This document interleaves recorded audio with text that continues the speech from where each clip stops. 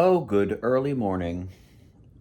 Ah, unshowered, unfocused, semi-caffeinated, with a baby Lumiere in the background.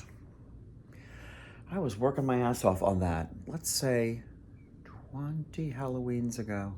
Good God. Good God. Anyway, the child that wore it is now over 6 feet tall. I required it back. You've heard this story. I got it back from them within the last year or so. Anyway, so Billy, how'd it go on Friday? Your show? It went well, but I learned a million things again.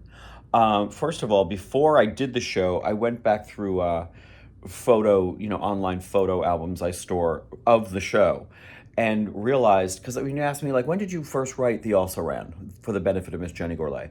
Oh, like what, 8, 10 years we were working on that? The first version we presented was in 2013.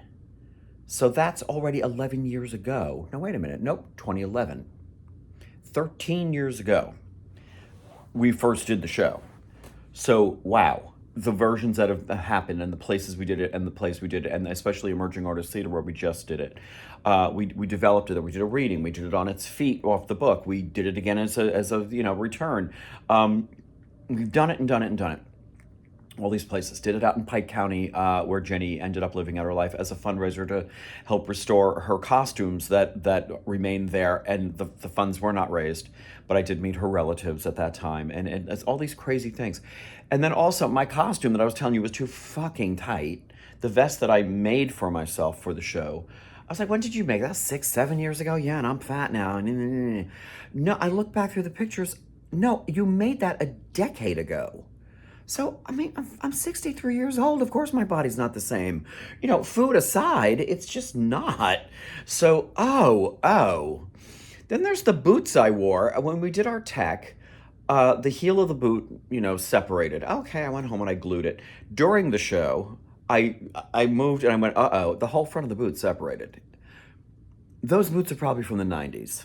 So let's put all of that into the mix of, like, so it was my underestimation of pull it out, dust it off, go over it, update some things. And we did update some things. I really like what we re-examined on the show. And the show's only gotten deeper in meaning and stuff with the repeating, loop of, it's a benefit. No one showed up. We're doing the show. There was a blizzard. I hired a publicist and we rented a theater downtown and nobody got there because she had bad ideas. I mean, this show has had this history repeating.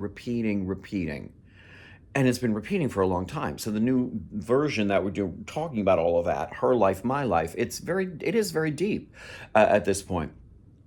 So the performance itself. The other thing I realized is I will never ever again do a single performance. The effort.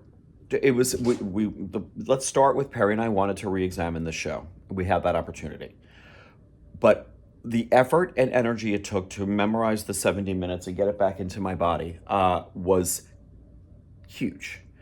And then to get on that stage, all the preparedness aside, and knowing that I'm a titan on that stage does not counter the nerves and the everything. Let's remember. So that single performance was my full dress tech with invited audience, first preview, opening night, and closing night all at the same time.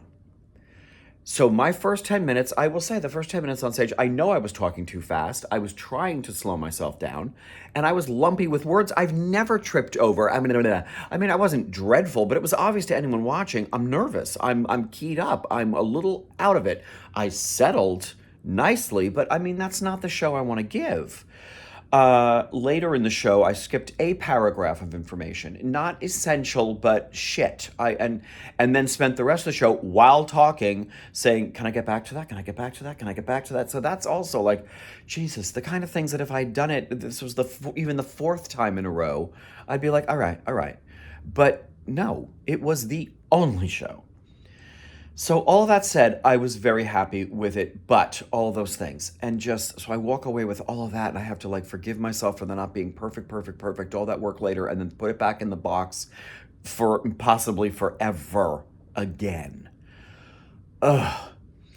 Audience. I had 32 lovely friends come to see me. Again, the repeating meta loop on this thing is that the general public does not see my work. It's just every single thing I've done with all the shows I've written, all the things we've done, all the times I've said to people, the problem is we can't get to the general public, and that's what we need you to do. So here we go doing a benefit for emerging artist theater. They didn't advertise their own benefit, so nobody came, aside from my loyal friends, some of whom have seen this thing. Really, literally, there are people there who've seen it 2, 3, 4 times before. Amazing. There's one fan of mine who's been with the show from the beginning, hasn't seen it since the beginning, and it was lovely to see her again a decade later. And her enthusiasm for this piece and for it and wanting it to have a bigger life, I couldn't agree more, was really wonderful. So I thank those 32 people for being with me. But again, why am I bothering? I'm doing this as a benefit for you. Why did you not? Oh my God. So it was a lot. It was a lot. It was a lot. It was a lot. So, and also just the whole physically doing the show. I mean, there's a point in the show where I twice in the show, I faint. I fall on the floor. Honeys, I had to add the line, that was a lot easier to do 10 years ago, because that is just a fact of life. It was easier to do that 10 years ago and get back up again. Okay. So it went well, but I brought it all home. I put it all away. Whether it all comes back ever again or not, who knows?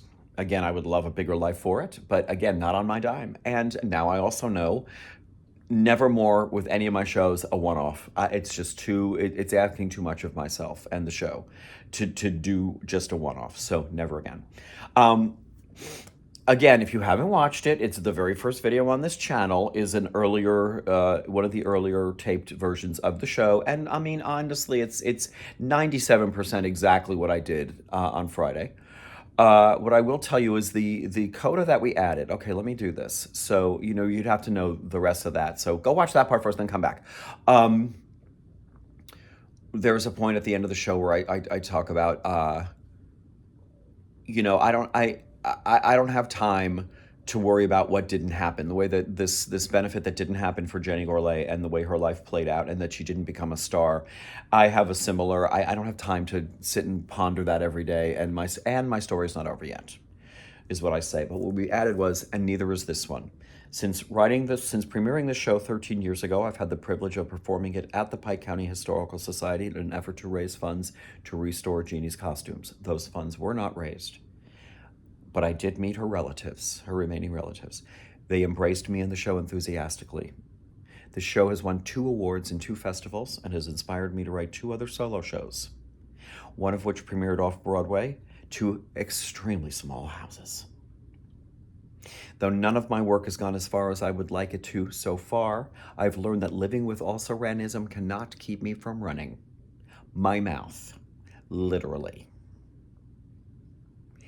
And I believe that a past life clings to me, leaving an ache that never goes away. But it sure as shit explains a lot. Okay. So there it is. You have to understand that this is something I live with. I live with a despair and a dismay of just like, what? I did everything right. Why can't we get an audience? And I'm not the only person that gets that. It's just because the universe's plan is like, I want you to write really great shows for your friends. So far. Okay, and if I win the lottery, trust me, darlings, I will be producing my shows. So anyways, moving on, I have a knee replacement on Friday. I have no more time to think about this. I've got several more shows to do. I had Back to the Future before then. Yesterday I did the matinee and called out of the evening show. I said enough. My poor guys, my 2 stars have been sick, back and forth, sick, personal day, sick, back and forth. It has been a back and forth. He's in, he's out. They're both out. They're both back for one night only. Then the other one's out. Then he's out again. So I've had different understudy. I have been running around. Here's the thing. Before my knee replacement, I have 8 shows a week of energy to do 8 shows. Not to do 8 shows and switch the clothes around up and down flights of stairs and in and out of booths and closets and places on top of it every day. So yesterday I went into the matinee, had to switch out again and went, I can't do this tonight. And besides the fact that they're sickly and coming back to work like sick or not sick or sick-ish, I'm like, if you get me sick before my surgery, motherfucker, trust me, you'll be having surgery too.